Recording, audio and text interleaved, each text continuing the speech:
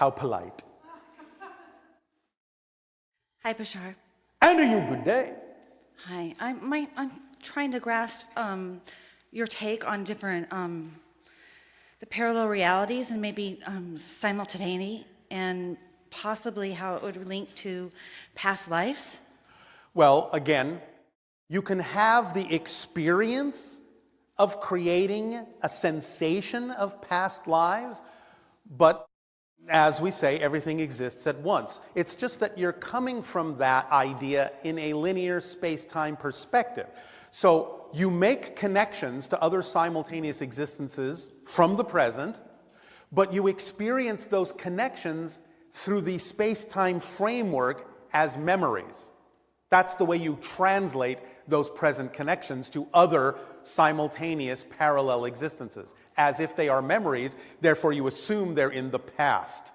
So would you also say then that if we experience them as a memory, is there an optimum way to grasp that they're not memories, but perhaps now that can take you in this perspective of where you are to a different state of being?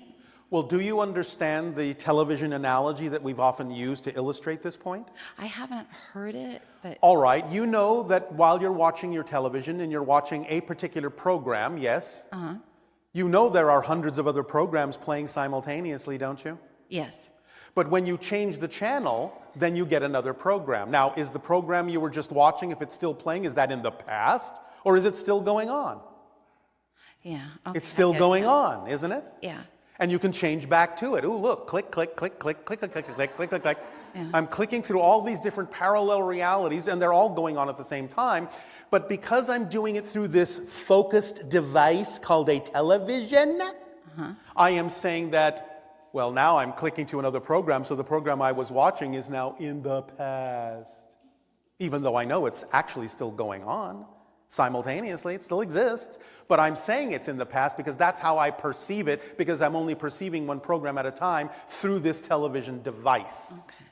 So the TV device is the substitute for the linear space-time framework that you're looking at these things through, filtering your consciousness through, and therefore you create the illusion that these things are in the past, therefore they must be my past lives, even though they're not really your past lives. Yeah, so then it's your focus and your awareness is just on what your preference is at that moment. Oh yes, this is a dynamically changing thing. Many of you assume when people talk about past lives that it's always the same. No, it dynamically changes. Why? Because you dynamically change as a person. And the person you are now may need to connect to other simultaneous existences, and therefore you actually change your so-called past lives as you change. Now, sometimes you will continue to maintain a connection, or more specifically, you will recreate a connection to a particular simultaneous incarnation and make it seem as if, well, that's always been my past life. But in fact, you could unplug from it and plug into something else entirely. It's a dynamically changing thing. It's never static. So in one moment, someone who is sensitive to picking up on those connections might say, oh, well, you have this past life in Italy, in the Renaissance. All right. That may be true at that moment, that you have a connection to that simultaneous incarnation. But 5 years from now, or even 5 minutes from now, if you change yourself radically enough, you may say, well, I don't really need that connection anymore. I'll plug into something else now that I'm deriving information and energy from that's more relevant for who I am now. And so you go to another psychic, and the psychic says, no, I don't pick up that you've ever had a past life in Renaissance Italy. I am sensing that you have a life now in revolutionary Russia. It doesn't mean that the first psychic was wrong. It just means you've changed your connections. Yes? Yes. Make sense? It makes sense. Okay, so my next one is with those connections or with parallel realities or simultaneity. Yes. Karma. Can you give your take on karma with that? Karma is nothing but recognizing that you may be out of balance to the energy you prefer to be and doing whatever is necessary to come back into balance. That's it. Okay, that's beautiful. Okay, that's good. And one last thing, if you don't mind. I was thinking of working, like thinking about what you said about the energy centers or the portals Yes. and using them, do you pertain certain ones for certain healing certain chakras? Do you ever use it in that way? How do you experience using those centers? Well, as we said, we are positioned in our ship above Sedona because it's the magnifying portal that allows us to filter the energy in such a way that it connects to that arc of other portals in a way that helps us balance the energy on your planet so that you can go through the transformation in, shall we say, a less rocky way than you otherwise might. Yeah, I realize I asked it to you as Bashar, but I wanted to ask how you guys work with Darryl to use that. How we work with the channel. Yeah, with the channel. Because when the channel experiences our energy in this way, all the different things that we perceive fuse into his electromagnetic field for him to use in whatever way is appropriate for him.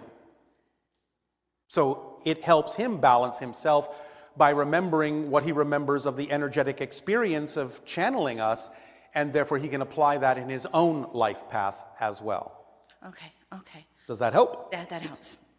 Okay, can I ask one more? That was a question. You want to ask another? Yeah, okay. No, so if you felt my vibration, could you tell me what center, even if it wasn't on that page, what center would be a good one for me to visit? Say that again. I know. Slowly. I know I'm a little bit nervous of talking in front of the mic, but if you felt my vibration, could you say what would be one of the better vortexes to visit? Are you attracted to one more than another? I would say probably not right now, but I'm sure. Then don't visit them. Okay. When you are attracted to one, visit it. When you're not attracted, don't worry about it. Okay, thank you. I can't really tell you that. You have to decide that for yourself. Because you are, right now, as we read your energy, uncertain. Yeah. So if you want to visit the uncertain portal. Okay. All right. I want to skip that one. Okay, thank you. Thank you. Okay.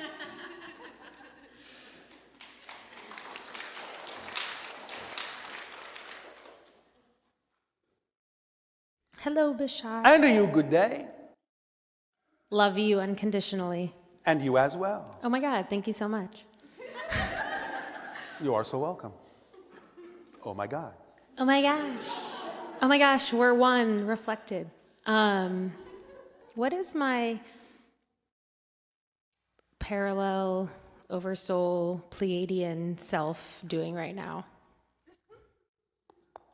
Which one? The one with the long hair? Which one? The one that we spoke about last December? The one who had her feet in the pond? Drinking something that to you would probably look like juice but isn't? Right on. Some like high green content, maybe? Like You are not being clear. chlorella, spirulina, maybe green drink. No, it's not green. Okay. Is it for health or for expansion? It is an expression of connecting into certain kinds of energy fields. I suppose you could say it can be used that way, but that's not the way it's being used. It's kind of an alteration idea.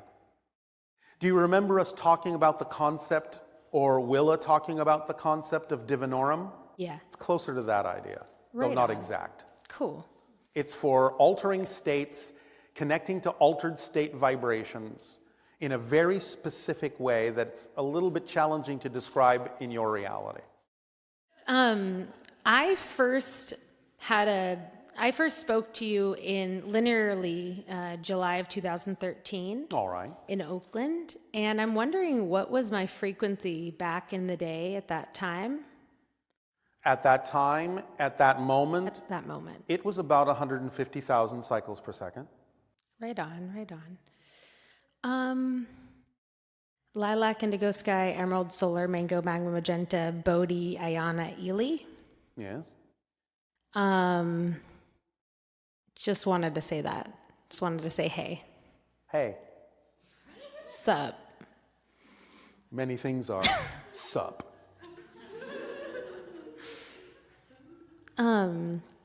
including your vibration. Good news. Travels fast. I'm super excited about. Is that your superhero name? I am super excited. Yes. Super excited about connecting with the kids and the babies. The hybrid children. Well, the hybrid children, yes, but I was talking more about the human kids. Oh, all right. Like elite. And what are you doing in that direction then? Yeah, I'm finding them and spending time with them and Yes. And helping them. Yes. And they're helping me. Yes. So I just wanted to ask if there's anything that I should know about Alethea, Bodhi, and Ayana, babies. Are you teaching them the fundamentals that we have talked about that will allow them to operate as self-empowered beings on your planet? No. Well, you could do that. Okay. Creating with your imagination safe spaces so that they can learn the consequences of the choices they make in a safe way before they test them out in the world. Teaching them that they are self-empowered beings and that they can attract whatever they need without harming themselves or anyone else in doing so. Adapting whatever it is that might be important for them to learn in physical reality to their excitement rather than attempting to box their excitement down into the lesson. So that you are teaching them how to learn, to be eager to learn by adapting the lessons to their excitement instead. Those things are important for children on your planet in order for them to be fully functioning adults. Absolutely. So, by your example and through your imagination, you can create these kinds of interactions with them if that is exciting to you. And of course, your imagination may come up with other things as well. Thank you, Bashar. Thank you. That's it. That's it.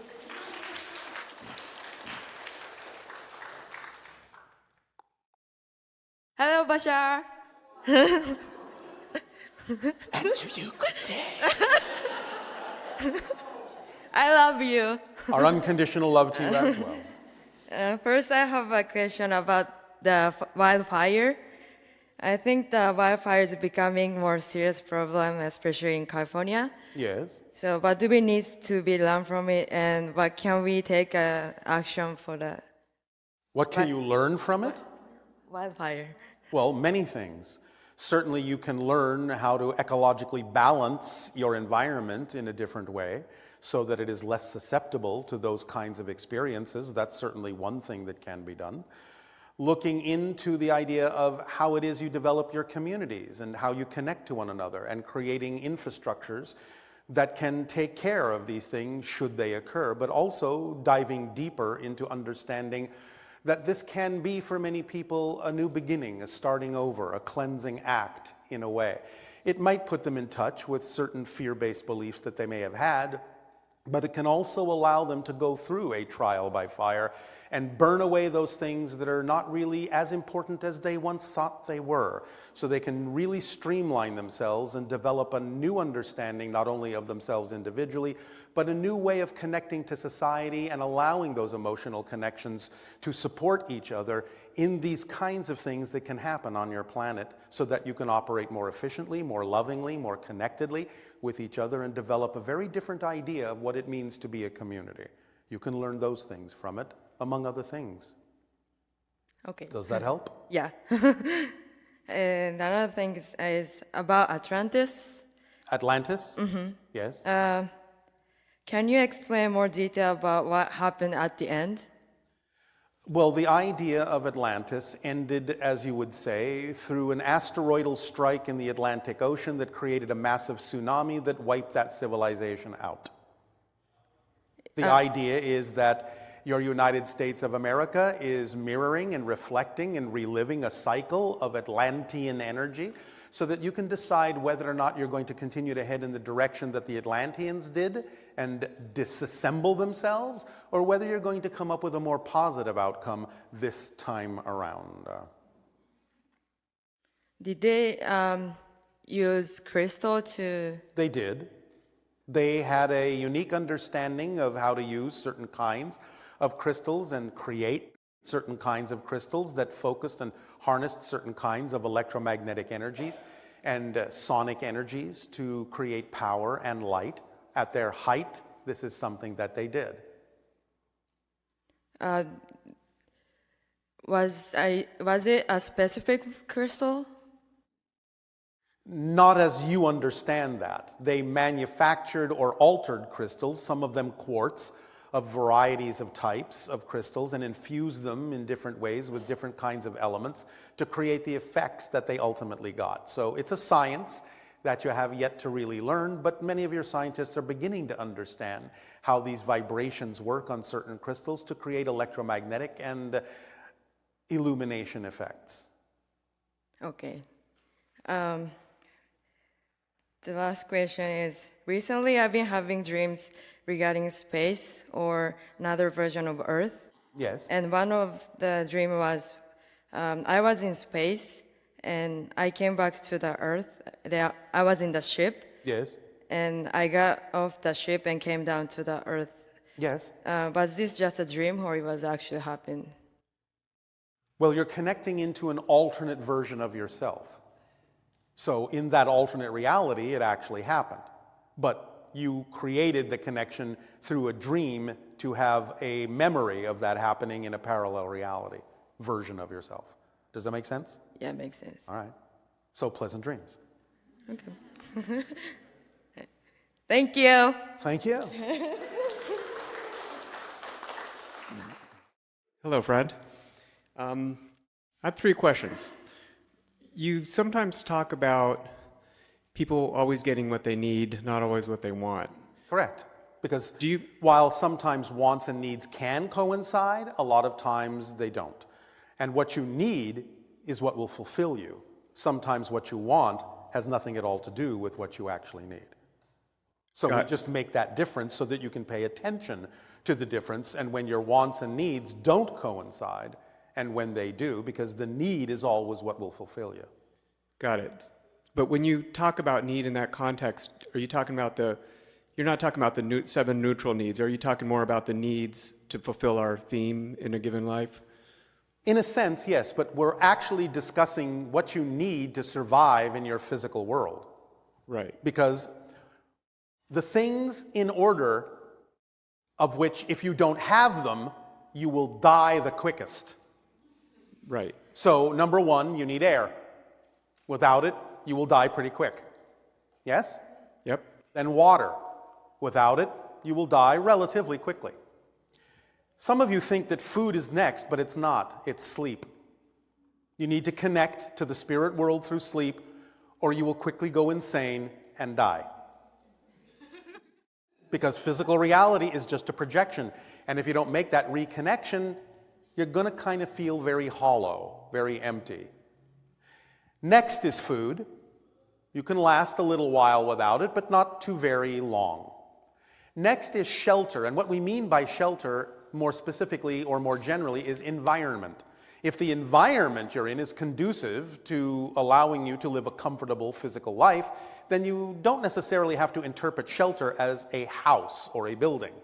Some people can live outside in perfect comfort if the environment is conducive to it. But now we enter the realm of the ideas of energy, whereas what is important next is the idea of relationship and connection.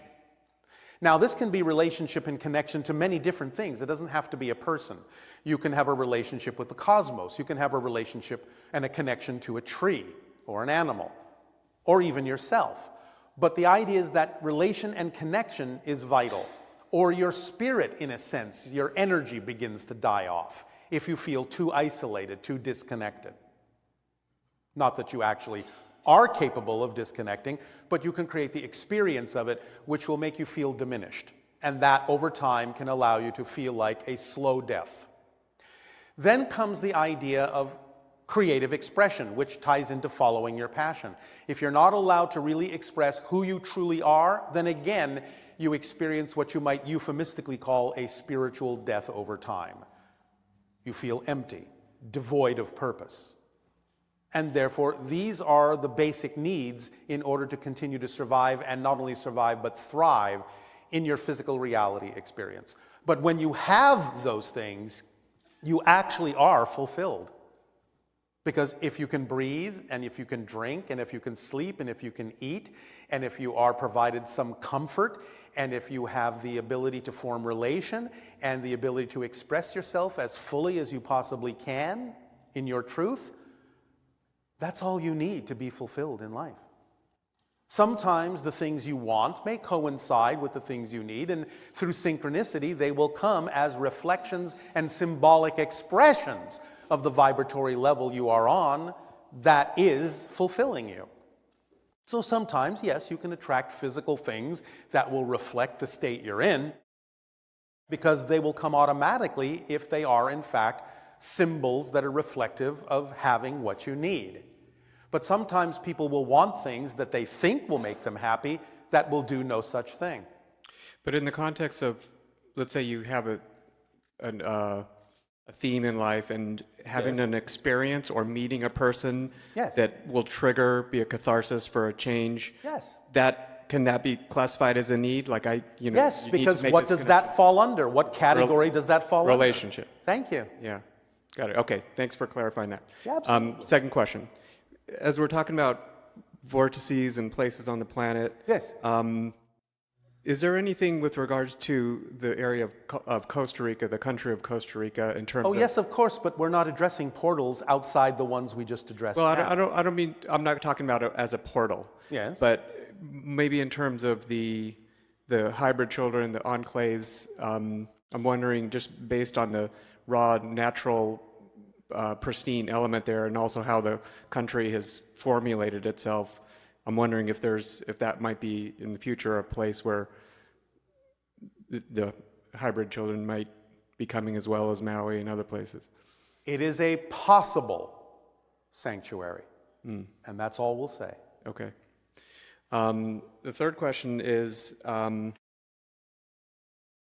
with regards to permission slips and the formula. This is a conversation I'm always having with my wife, and she loves her permission slips, her hour-long meditation, and her I am Yes. statements, and they work for her, and they're Yes. enjoyable Yes. for her. Yes. And I think that she sees the formula, which she's aware of, but I don't think she lives it, as a permission slip. And what I'm hearing you saying is it's not a permission slip, it's a fundamental mechanism. Yes. It's actually a description of the structure of existence. Can someone have a fluid flowing life without being aware of the formula and using other Absolutely. permission slips in place of Absolutely. them? They may just do it naturally without even knowing they're doing it. Of course, you don't have to have a conscious recognition of the structure to be living in alignment with the structure. You can just do it if that's your nature. Right, okay. Absolutely. Okay. Does that help? It does help, yeah. And I just had one just quick little Yes. statement that's just fun to share. As you're talking about, the parallel realities and beginning to diverge and stop not being able to see the ones that we don't prefer. Eventually, yeah. Eventually. Well, on my TV, I've got 100 channels, whatever, and sometimes I flip through the news for entertainment to see what's happening in the world, and Fox News, which is one of the channels, which is a symbolic to me of a reality that I'm not preferring. Yes. All of a sudden on my TV, it's black. I can hear the sound, but I can't see the screen. There you go. All the other channels work, and that one, I That can't could see be it the anymore. beginning of the idea of the split and the removal of a non-compatible vibration from your reality. Yeah. All right. Thanks, Bashar. Thank you. All of you now, please allow yourselves to enjoy your nutritional break, and we will resume this transmission afterwards. Enjoy.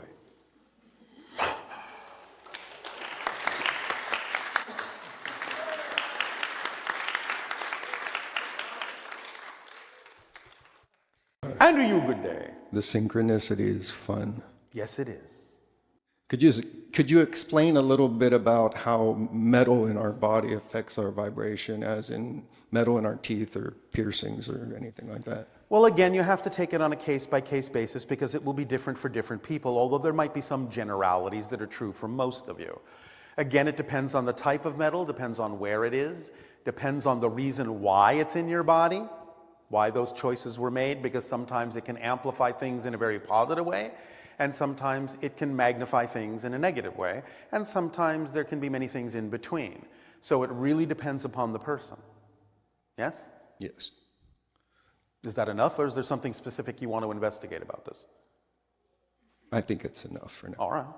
Anything else? Yes, you were mentioning to recreate without the teacher, as in someone was talking about their DMT experience earlier. Yes. And any Yes. fine tuning on how to recreate without the teacher in different, different plant medicines or whatever. When you have the experience, you feel it in a certain way. There is a vibrational accompaniment. All you have to do is remember how that felt. And the more you feel it, the more you get used to what that vibrational state feels like. So you can easily recreate the state just by thinking about it, just by remembering what it felt like. And thus you have been trained by the teacher to get into that state without the teacher, because it's all about the resonance of the state. The resonance that's associated with the experience, not the substance. It's about the resonance. Yes? Yes, Does that help? it does. Anything else? Yes, you mentioned before about us not having much understanding of electricity. Yes. Anything that you could share to give us a little more understanding of electricity? Yes. Let's see if this translates into your language adequately.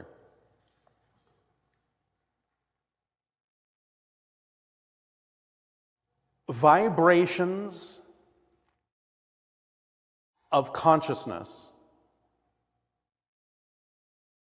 that create certain kinds of ripples within itself of a specific frequency domain will have side effects in different dimensions. One of the side effects is what you call the flow of electrons. Electrons are resonant clouds, resonant bubbles, vibrating at certain frequencies that create different effects.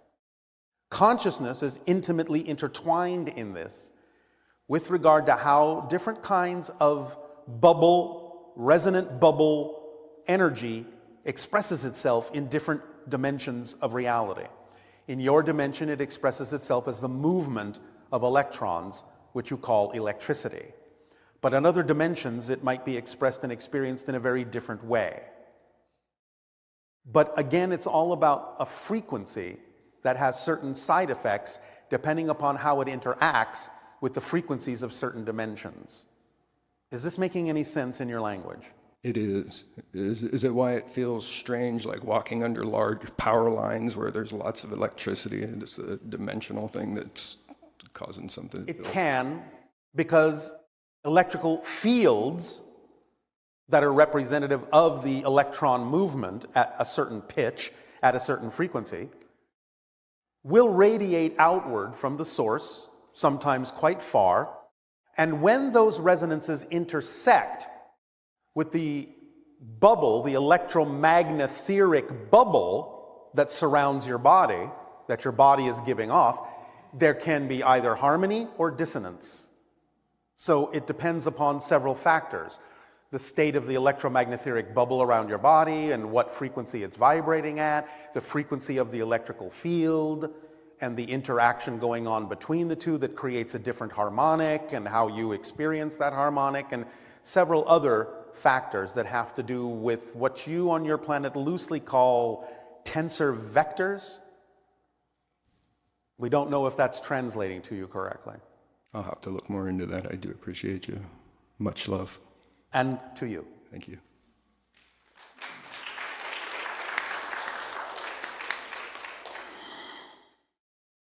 Hello, thank you. And to you, good day. Thank you. I understand that incarnate being that we are, Incarnate, yes. yes, commonly can have more than one solar aspect. One, More than one. more than one what? Soul or aspect. So, Soul, or aspect. not more than one soul, multiple aspects, yes, but not more than one soul. So you're differentiating soul from aspects. Yes. Could you? Aspects are different personality structures in a way that the soul can express itself through different personality structures in one body, but it's still the same soul. It's just taking on different aspects, different frequencies that translate through the physical body as different personality aspects. Correct, yes. So I guess the better way to phrase my question is that when incarnate being, us commonly having more than one aspects, Yes. and there is perhaps a plan of doing a lot of work, let's say here. Sometimes there are other aspects from true energetic self, of other true energetic self, are planning on entering that incarnating being. How does No. clarify? Nothing enters you. You exist in the soul.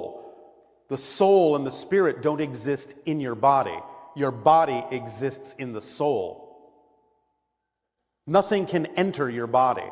There is no room for anything to enter. So your soul does not reside in your body. Your body resides in your soul. Yes, there's about 2%, as I understand. So what I'm getting at, how do you then explain walk-ins? Walk-ins are nothing more than a shift in frequency of the soul, expressing a completely new personality aspect. It's not a different soul entering the body. It's not the old soul leaving. It's the soul shifting to such a radical degree in frequency that it seems like a new personality, because it is. But it's still the same soul. So the same soul that sent the aspect within an incarnate being at some point can send different aspect of its own, Yes. to the same incarnate body. So there is no really change, it's just a change of characteristics. Correct. Oh, that made a lot of sense for me. Thank you. I know, that's why I said it. Thank you. You're welcome. That's how it works. It made me feel really good. So the other issue is, what is the best method to raise the frequency to the fourth You frequency? follow your passion to the best you can with no insistence or assumption as to what the outcome of your action ought to be. That's the formula for raising your frequency constantly and becoming more receptive to higher frequency information and energy and the expansion of your reality. That's the formula.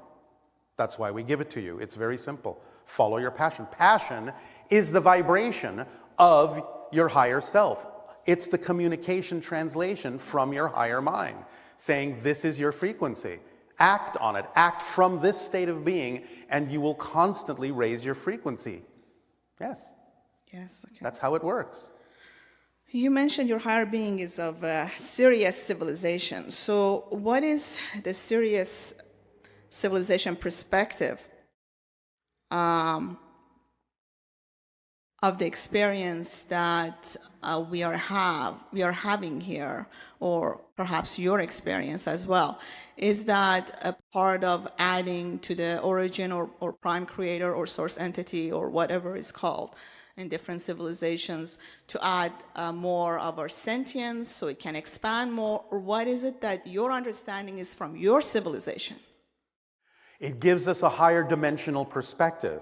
It allows us to actually see the structure of existence so that we're capable of explaining it to you. That said, how do you see this existence or your existence? We see it as a pattern of vibrations interacting with each other, creating bubbles and ripples. It's a language unto itself of symbols, energy symbols. That's how we see the structure. We can interpret it like you would interpret a written language. And is that all for the benefit of expansion of the prime creator or source or origin, or It is for the benefit of beings to be capable of choosing to expand and capable and being allowed to choose whatever it is they believe is necessary for them at any given moment, because it's something that is unconditionally allowing. It doesn't expect any particular choice to be made, because all choices are relevant within all that is. But as we said earlier, there is a current to creation that does move generally in the direction of expansion and positive energy. But it's there for any reason anyone cares to use it for, because there is no condition on it. It's unconditional. Does that make sense? It does, but it doesn't fully answer my question. All right. Would you like to ask it in a different way? I am contemplating that. Thank you. Based on your civilization, Yes. how do you see the relationship of your role, our role, and in retrospect to the bigger picture, the origin? We see it as one of the ways that all that is has of experiencing itself within the creation that it is. Everyone is a different perspective of all that is experiencing itself from all those different perspectives. So our interaction with you and our interaction with ourselves and our interaction with other beings are different ways that all that is has of experiencing the expansion of its awareness of itself.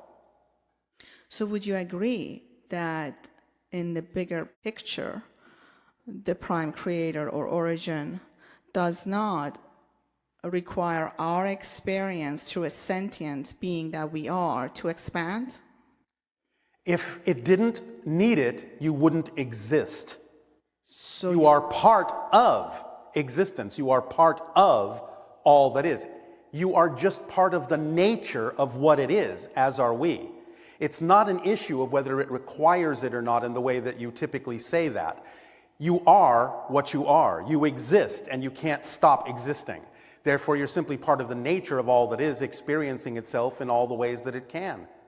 And if it wasn't really necessary, if you want to ask the question that way, if it wasn't really necessary for you to exist, you wouldn't. But if you exist, you must be necessary for all that is to experience itself in all the ways that it can. Is that answering your question? I think I'm getting it, yes, but I'm trying to get at... There may be some semantic challenges here because you may mean one thing by the use of a word, like require, and we may mean something completely different. So the idea is, are you sure you wanted to ask the question in that way? Does all that is require your existence? Okay, let's correct that. You exist, period. There's nothing you can do to change that. Nothing is intended to change. What I'm getting at, the relationship between the origin and our existence, beside being we are one, is there... But when you say original, what do you mean by that? I'm sorry, origin or... There is no origin, because existence just exists. There was no before it. Time is subject to existence. Existence is not subject to time. Time is a creation within existence. So there is no origin to existence. Existence just exists. That's its quality. So would you say the source entity is part of what? Its own? Did it come from anything bigger? There is nothing else but it. There's no outside to it. It is all that is. There is nothing outside, nothing began it, nothing will end it. It just is. I hear that, yeah. Source, when we say source, just means that everything is an aspect of it, connected to it, supported by it, fed by it, energized by it. But it is simply what it is. There is nothing beyond it. It is the beyond. It is anything you can imagine, because you can't imagine anything beyond existence. So anything you imagine is part of existence, not actually outside or beyond it or before it. Those are concepts within existence. Is this making any sense? Yes. I've heard that. I'm just trying to get to something else. Yes, all right. Let's go there. I'm not eloquent enough. At this moment, I'm trying to figure out how to phrase it. All right. Take a moment.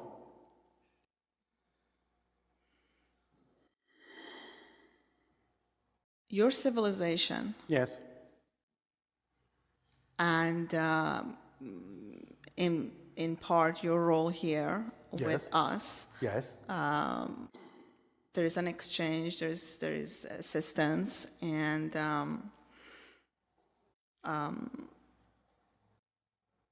so we will be of higher conscious, raise our frequency, and what I'm trying to get at is, from our standpoint, we understand that from what we understand, there is a source, or Yes. source of all. Yes. And there may be multiple sources for different universes. There may be multiple subsources. Yes. So assuming there are, let's say, just 12, and then there is a creator, I should say, that may have created all these sources. And there may be a creator that created the creator that created all the sources. But again, there is always going to be a creator ultimately, but it's not really a creator. Maybe the word creator is confusing because, again, existence wasn't created. It just is. I agree. All right. So the energy is changing shapes, and it Yes. can take different forms. Yes. So the part I am puzzled about being a sentient being and the fact that we are expanding. The structure never changes. The structure never expands. What expands is your perspective and experience of the structure. That's how creation expands. So the ideas we are sharing with you are different ways of understanding existence, and it's those different perspectives of existence that creates the expansion. But existence itself never expands, never changes. Is that helpful? Thank you so much. I really appreciate it. Thank you. Yes. You are welcome.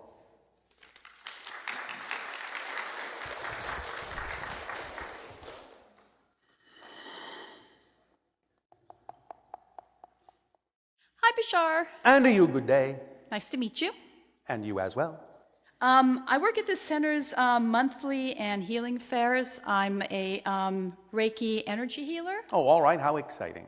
Yeah, and as such, I'm very interested in energy and how it affects different people, and I see that in different people that I work with. I feel different things. You mean how people choose to be affected by it? That could be, yes, Thank and you. the way the body reacts. So I'm really interested in how when Darryl is channeling you, Bashar, Yes. how your physical body responds energetically, as does Darryl's when this is going on, both before, during, and after. Yes. Well, at the moment, I am in what you would call a state of repose in my ship, and the artificial intelligence of my ship is helping to amplify the vibrational connection telepathically between myself and the channel. So as we explained earlier, we set up a kind of vibrational link. And when we're in lockstep, then the channel takes on the qualities of the thoughts that I'm having, and it automatically translates through his brain vibrationally into the language he is programmed with, so that you can understand the thoughts that we're sending. Now, the thoughts come instantaneously, but it takes time for them to unspool through the channel's brain into your language. Do you understand? Yes. And so, when this channeling is done, the channel may be disoriented for a few moments because it's like waking up from a very deep and energetic daydream, but usually then the channel is left with a lot of extra energy. I see. Because the channel isn't expending any energy, the channel is riding a wave of energy, being supported by it.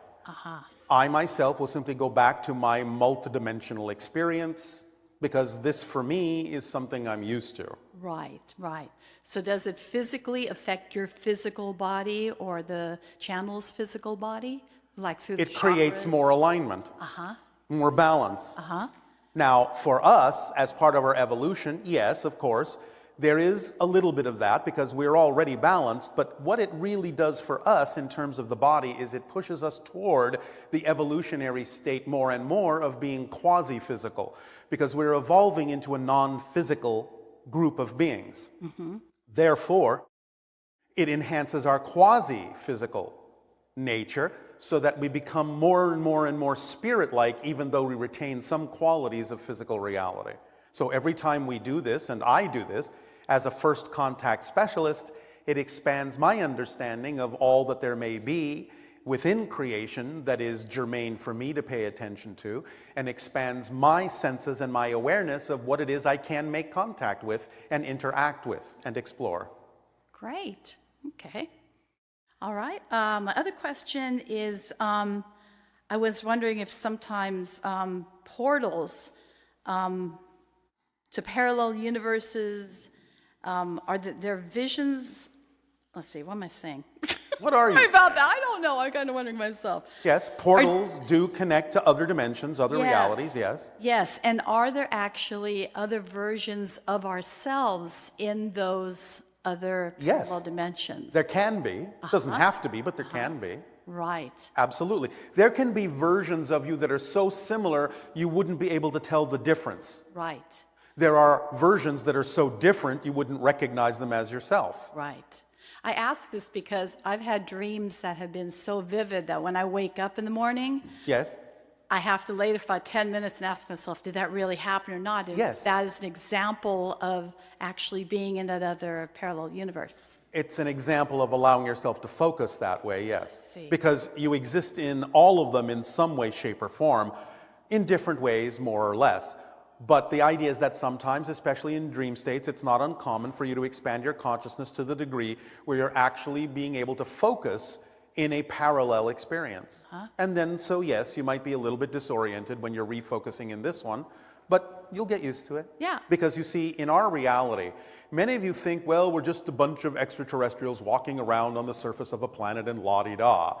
But you see, we are constantly moving through different dimensions consciously all the time. For us, our reality is like actually walking through a waking dream that constantly shifts. Right. But we can contain it all. We can understand it all. We can relate to it all. We can connect to it all. There is communication between all those aspects. So we're functioning as holistic beings, experiencing ourselves as a multitude of beings interdimensionally. Right.